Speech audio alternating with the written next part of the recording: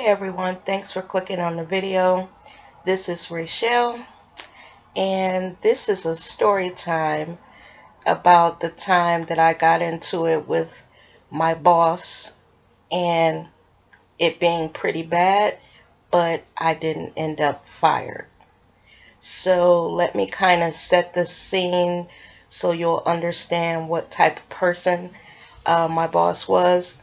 So this is a story that includes my best friend Celeste, and she and I were working in this office in downtown Cleveland. Now, when we first started working there, Celeste was there first, um, and I was at another office, but we worked for the same company. So um, the office that I was working in was going to be shutting soon, shutting down, and the agents would be going to um, other offices once we found positions. So when my best friend Celeste realized that her office needed help, she suggested that I come down there first. And they had a couple of days where they were really busy and they were needing reps to come in and help. So I had went down there for about a month just helping them, you know, keep their phones from ringing off the hook and keeping up with their stats for their office. So basically I was loaned out like a slave. But anyhow, so I go there and help out for about a month and then go back to my home office. And then I get a call from the office that my friend Celeste worked in, and they want me to come down and join their office and be part of their team. Now, when because it was the same company, I didn't have to give 2 weeks notice or anything, but I wanted to finish out the week of the office that I was currently in. So when I was telling the people that I actually work with that I was going to be going to that other office, they started telling me stories about the lady that was the boss there. And they were telling me that she was a bitch and that I was going to hate working there and that I should actually go to the office that they were all going to be working in. But it was on another side of town and I didn't want to um, have to drive that far every day because it would have been a 35 to 45-minute drive, and I'd much rather go to downtown Cleveland. So I go ahead and move to the other office, and I'm going to give you some background on this bitch that we worked for. So when I say that she was like the worst boss that I ever had, this lady was the worst. She would stand by the clock in the office. It was like a clock that was right by the door to the office. And the office that we worked in, we would come in, we would be staggered coming in. Like you would have a group of reps that came in at 8, some at 8:30, 9, 9:30, so on and so on. So she would literally stand by the clock, and like if you were a minute late or if you were walking by the clock, say you had to be at work at 8 and you were walking by the clock by 8 o'clock now, which means that you were still on time, you just weren't at your desk at 8. She would be standing by the clock like looking at it and pointing to it and like saying that you were late. She also was very confrontational. Like one time it was a older black guy in our office that she had told him to go to lunch at 1, but his normal lunchtime was 12. And I guess when it rolled around to his lunchtime, he had been so busy, he forgot that he was supposed to go at 1, and he went at his regular time.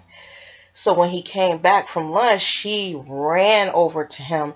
And when I tell you this lady got like right up in his face, I mean, she was so close that if spit flew out of her mouth, it probably would have landed in his mouth. That's how close they were. And she was like yelling at him and, I mean, literally yelling. So he had told her to back up and get out of his cubicle.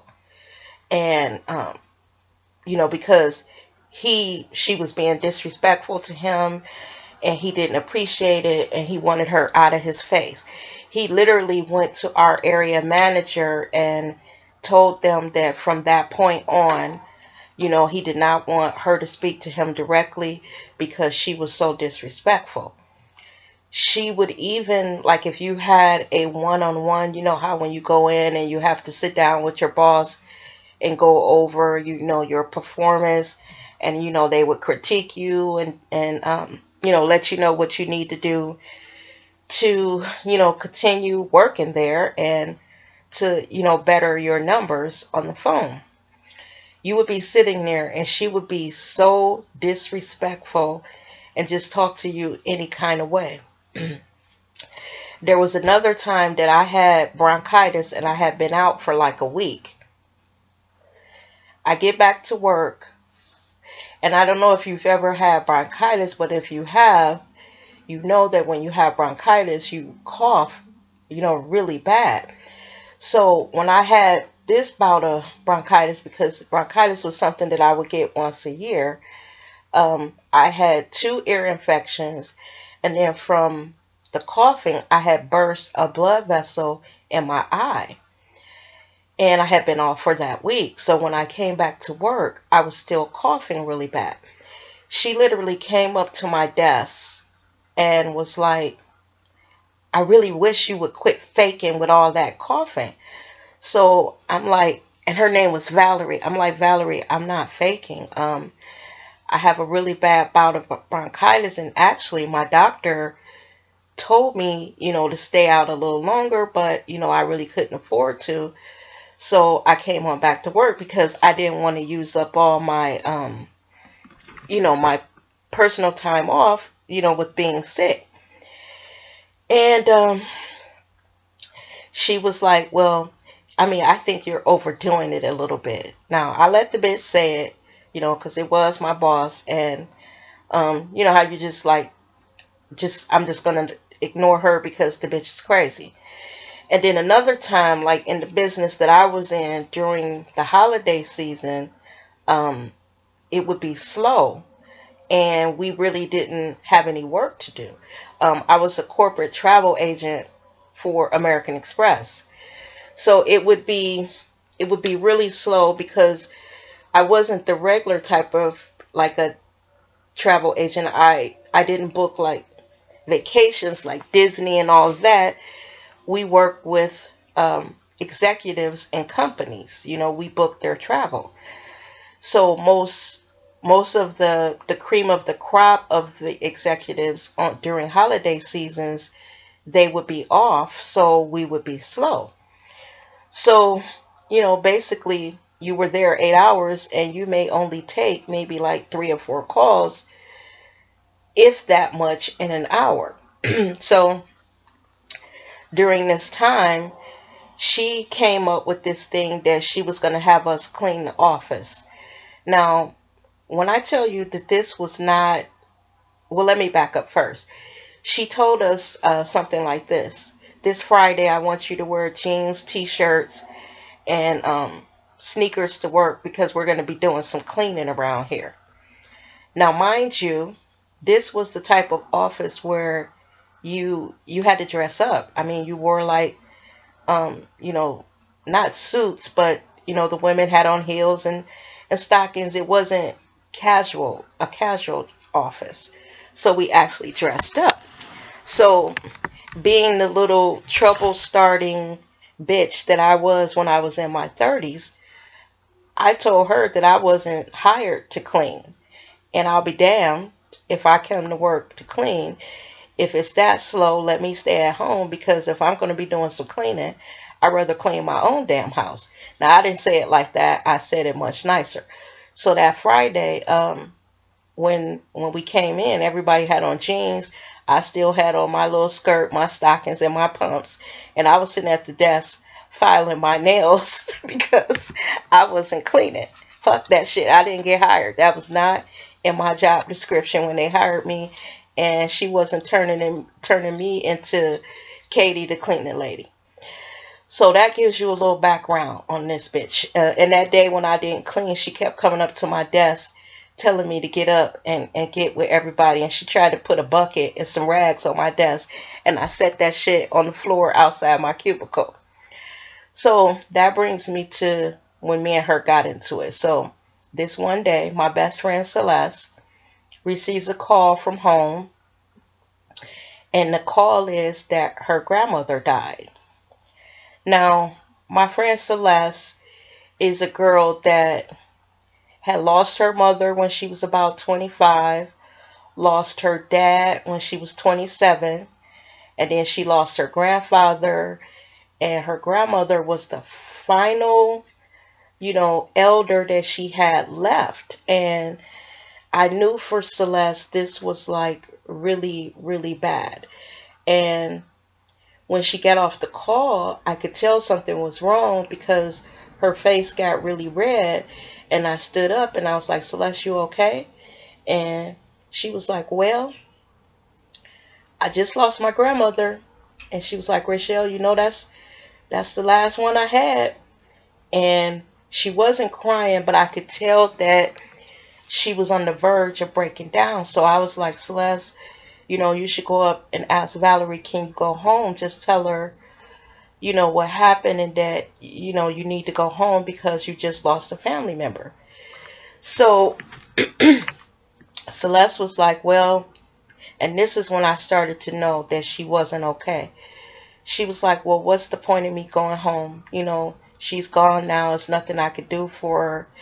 And I might as well finish out the day and blah, blah, blah. So I looked at her and I was like, Celeste, are you sure? I know what it's like. I had just lost my grandfather, a couple years ago, a couple years prior to that. So I knew exactly how Celeste felt. When you love somebody that deeply, that loss is just, it's too much for you. So Celeste went on and she said, no, I'm going to stay.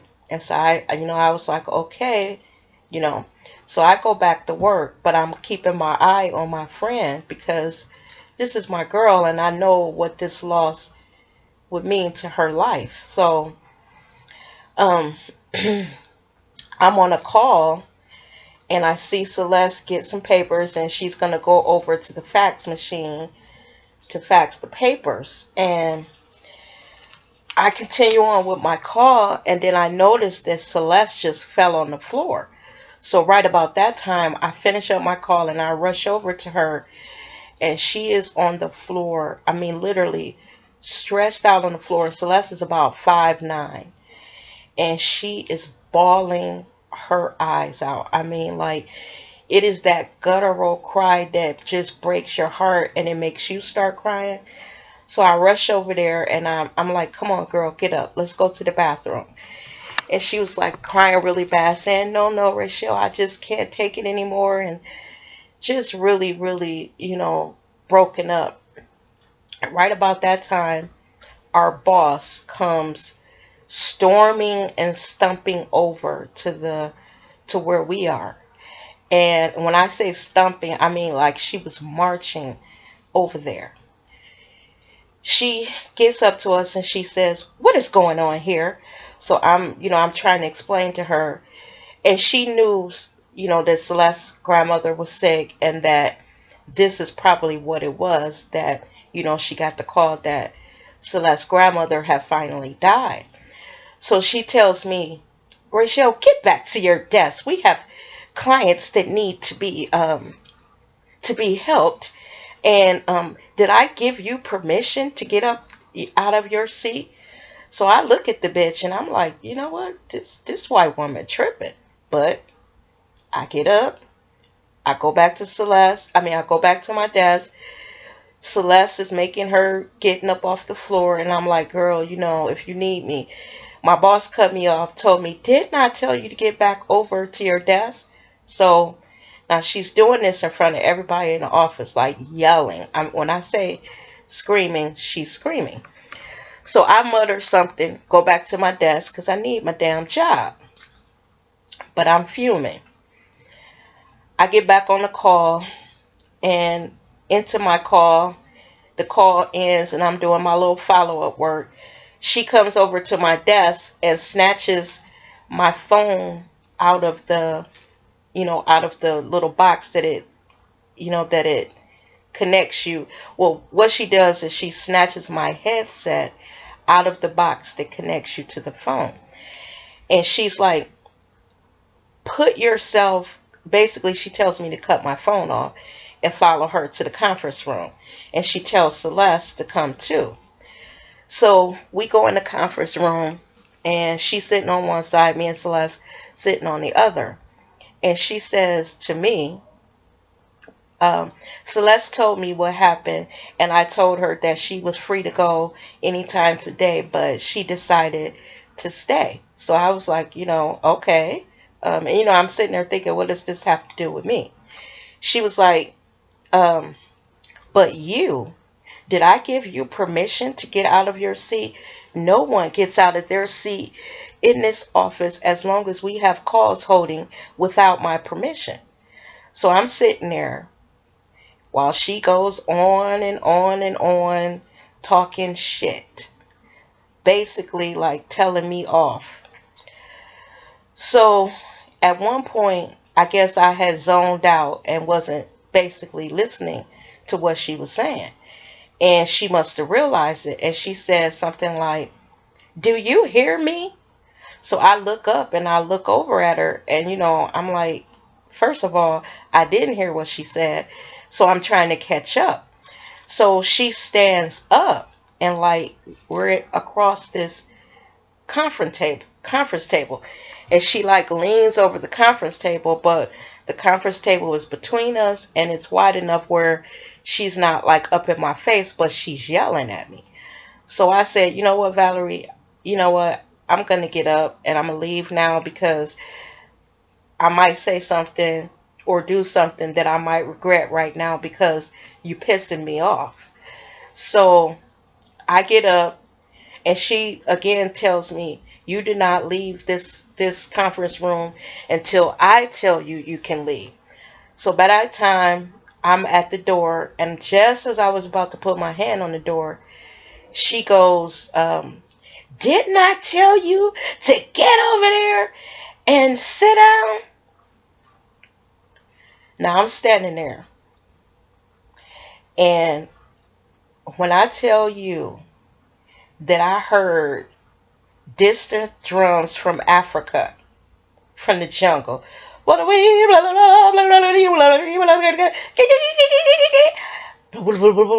I heard all this shit in my head. When I tell you a bone started growing out my nose, what all else happened? I saw zebras running by. I could feel the jungle heat from the jungles of Africa. I turned around and I said, who in the fuck do you think you're talking to? Every bit of hood that they think we got came out of me. And then she was like, now she didn't make it no better. You would think this white woman would have backed down. She was like, look, I'm talking to you. You know perfectly well who I'm talking to. So I'm sitting there thinking, this bitch is crazy. So she comes towards the door where I'm standing. And I said, Valerie, I suggest that you go back on the other side of that desk, because right about now, lady, I just suggest you go back on the other side of the desk. So she kind of like, and now let me just say this. I'm not the type of person that gets mad. I'm a very fun-loving person. I like to laugh. I like to joke. And I'm just very lighthearted. And in all honesty, I've only been mad twice in my life. This was one of the times. So when I say what I'm about to say, it may have been that I reacted too quickly and maybe she didn't do what I thought she did. But what happened is while I was standing there, she went to reach out to me and she kind of pushed me. And so that's when the drums from Africa got louder And I was like, no, this bitch did not push me. And I told her, I said, woman, I don't know who in the fuck you think you are. I said, bitch, you put on your panties just like I do, 1 foot at a time. And if you put your motherfucking white hands on me again, and when I tell you y'all, I went there. I'm telling you, I went there. There's no nice way to tell the story. I just got to tell it like it is because it is what happened. I went there. I told her, bitch, I've been in this office for over a year. I said, you stalk around here like your motherfucking ass is bad and you think we scared of you. I said, it ain't a motherfucker in this office that's scared of you. What we worried about is losing our jobs fucking with your monkey ass. I said, if you put your goddamn hands on me again, bitch, you can be stretched out on this floor. So then she did put her hands on me. She was like, what? Are you threatening me? Are you telling me? And she like was pointed in my chest. You know how when they're pointing their finger, pounding your chest? Okay. And this is when the blackout happened. I was standing by the door and it was a phone on the desk, on the counter. So you know what I did. I picked that phone up. I threw it at that bitch. She ducked. Luckily, I didn't hit her. The bitch ducked. And she ran to the other side of the conference table. I was throwing vases at her. I was throwing notepads, clipboards, pens, pencils, whatever I came across, making my way over to her. By that time, my girlfriend Celeste was in the room. She was like, Rachel, oh my God, Rachel, please. I don't want you to lose your job, please. This is all my fault. It was all about me. Just think about the kids. I was like, girl, fuck them goddamn kids. I'm about to fuck this bitch up in here. And so, now she's still running her mouth. She tells Celeste to go out. This is between me and her. So Celeste goes out the conference room, and then she says something. By this time, I guess she knew I wasn't playing because by this time I was throwing chairs at her. Y'all, this is really embarrassing, and that's why I'm not on camera, because even just saying this, I'm not this person. So I'm throwing chairs at her, and she's trying to get me to calm down now because I told her that if I make it around the table, because she wouldn't stay still, and I was trying to get, to her. So literally, oh my God, I'm so embarrassed. Whew. Okay, literally, I did a Evelyn Lozado, y'all. I got on top of the table and walked across the conference table. But by that time, she like ran to the other end of the room. The stupid bitch didn't run to the door. She ran to the other end of the room. And then when I jumped down off the table, I kind of like went past this mirror and I saw myself. And that made me stop because I knew that I wasn't raised like that and that my mother would be like hella embarrassed of me. So when she could tell that I had calmed down, and then I thought, that I was going to get fired. So what I did is I told her that I wanted to call her boss, because if she was going to fire me, I wanted to, I guess state my position of what happened before I got fired. So now she's still at the other end of the conference table because I guess she said this black girl done calm down, but the bitch done threw everything in this office at me.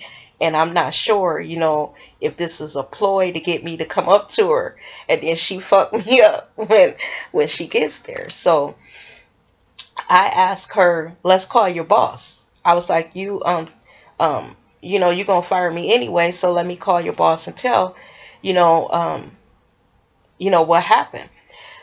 So I noticed she looked real funny, and she was like, well, we don't have to do all that.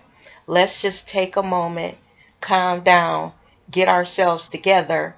And I know this was, this is what she was saying. I know when you saw your girlfriend, upset. Um, it upset you, and maybe I was wrong in yelling at you like that. Now, this is what she's saying to me.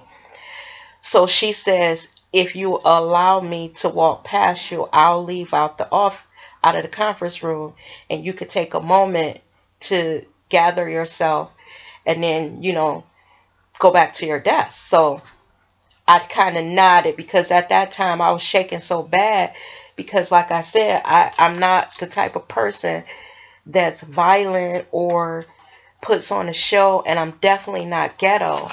But that day she had just pushed me, and it was after months and months of her fucking with me, and I guess I just snapped on her. So when she said that she was going to go out the thing, I went to the other side of the table, because I didn't trust myself to talk. But in going to the other side of the table, where she had a clear line to the door, it basically let her know that, it's okay for you to go. So she leaves out. I take a couple minutes in there. I didn't clean up a goddamn thing. I left all that shit down there. So I went back to my desk, and I'm a smoker. And I said, well, I'm still not calm. I'm going to go outside and smoke. And I went outside. I smoked a couple cigarettes, and as I was standing there, I started crying. And I started crying because I was embarrassed, and I wasn't worried about losing my job, because I figured if she was going to fire me, she would have fired me, when I was through the telephone at her, since that was the first thing that I threw at her. But I was crying because she made me come out of character. And I just felt like I had disappointed myself, my husband at the time, my children, and the way that I was raised, because I wasn't raised like that. And I didn't know how I could go back into that office and act like nothing happened. Around this time, that guy that she had got up in his face, and he told her, that he didn't want to have any more dealings with her, he had come down and found me. And he caught me crying, and he asked me, what are you crying for? And I told him that I was embarrassed, and that I don't know how I was going to come back up in the office. And he asked me, well, did she fire you? And I said, no. And he said, look here. You know how older guys are. He was like, look here, little lady. He was like, every once in a while, you got to lose it like you did. And I said, how do you know? And then, how did you know what happened? He was like, we heard you. And we heard glass breaking and stuff. So he was like, what I suggest you do, he said, finish your cigarette, go back upstairs and do something to your face, because I guess by then my makeup was all smeared, and, I was just looking rough. So I go back upstairs, stop at the bathroom, fix my makeup, fix my hair, fix my clothes, because, y'all, when I say I was looking rough, I was ready to do battle with that bitch. I felt like I needed a spear and a horse so I can ride up and fuck her ass up. So I go back up to the office, and I had about 15 minutes till it was lunchtime. So normally I go outside the building with my friend for lunch, but this day I just felt like I needed to be by myself. So I didn't go to lunch with the girls. So I go up to the cafeteria, and, I get my food, and I make it to the cash register. And I notice as I'm walking through the through the cafeteria, all the cafeteria workers were like looking at me smiling. So I get up to the cash register. Now, let me also back up and say, I am not even 5 feet tall. I am 4'11", and at the time I probably weighed about 110 pounds, 120 pounds or so.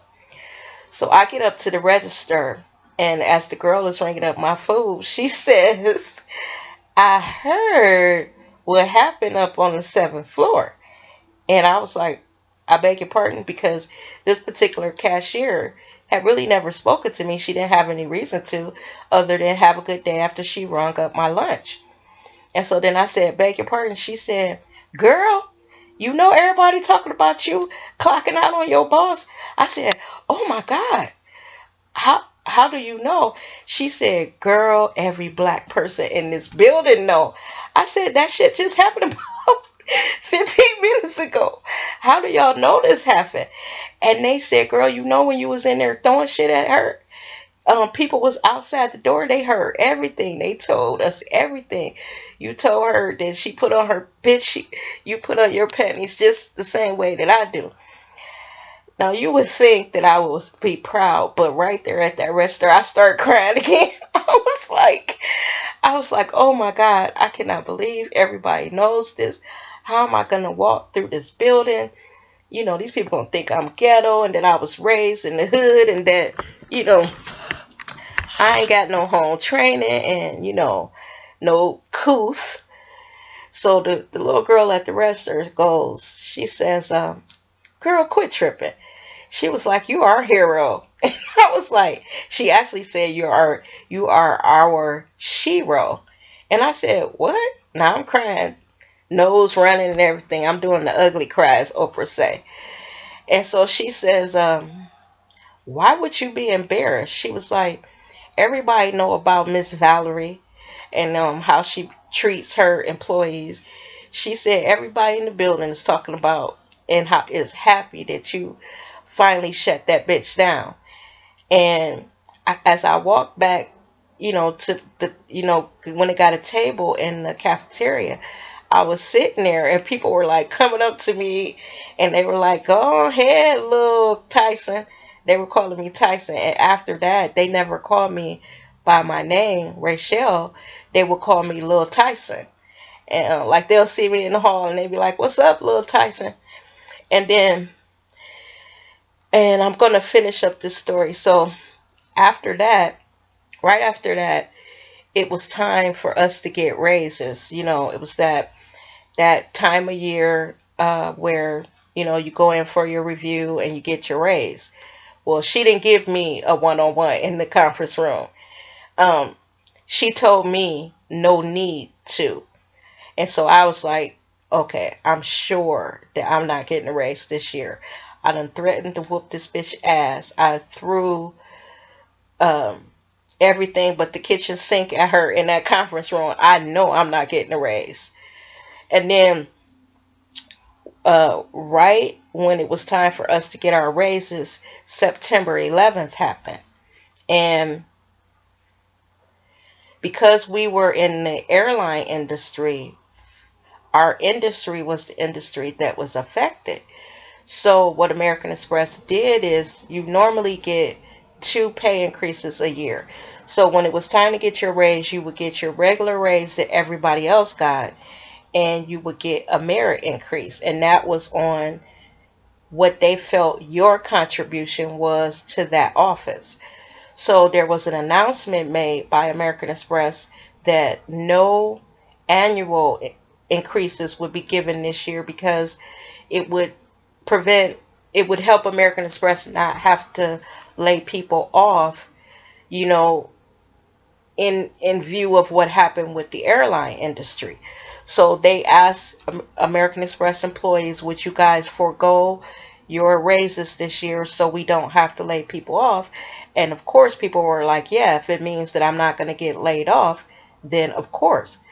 But they did say that we would get our merit increases. Now remember, that's the increase you get for your participation in that office.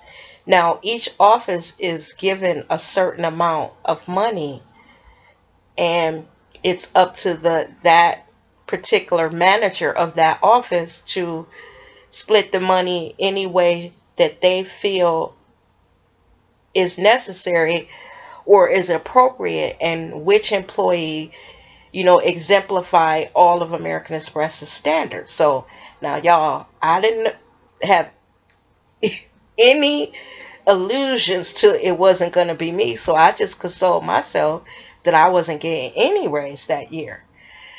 So it comes time for us to get our checks that would show who got the raise. And so I get my check and I notice that I have a $2 raise per hour. $2 now. So I'm under the illusion that American Express some kind of way found a way to give us all raises. So I go to lunch with my girlfriends and I was like, hey y'all, I said, I guess American Express was able to give us raises. And so they were like, what are you talking about? I said, well, when I got my paycheck, I said, I actually got, like, I make $2 more an hour. And so they were like, you got a $2 raise? And I was like, yeah, didn't you? And they were like, no, girl. And then so they all bust out laughing. And I was like, what are you laughing for? So they said, well, I guess after you threatened to whoop Valerie's ass and threw all that shit at her, she was scared not to give you a raise. So I was sitting there and I was like, no, this white woman didn't. With my little ass, she's scared of me now? Man. And so when I went back up to the office, I didn't want to give her the satisfaction of knowing how grateful I was. Like, I could have went up to her and said, thank you for the raise. But after that, I hated that bitch and that bitch hated me. So, and then I didn't want her to say something smart. And me and her really did end up, coming to blows. Because she still was an arrogant bitch. But she knew to tone it down when it came to me. Because she knew that I didn't have no problems throwing shit at her.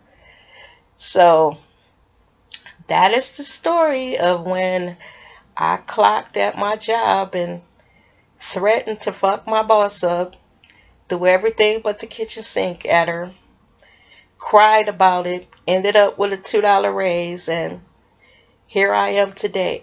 And do you know that to this day, this crazy bitch, my boss, is my friend on Facebook? Like, she likes every comment that I make on Facebook. If it's my children's birthday, she says happy birthday to them. Whatever. This happened like when I was probably 32 years old. And I'm almost 52 now. So 20 years later. Ciao. Well, I'm going to get out of here. And if you guys have any funny stories, or I don't know if you have anything to the extreme like I did, but share them down in the comment section, because I want to know if I'm the only one who has ever been at work and been pushed to the brink. So with that, I am going to get out of here. You guys have a great day, and thanks for taking the time to listen to my story. Take care now. Bye-bye.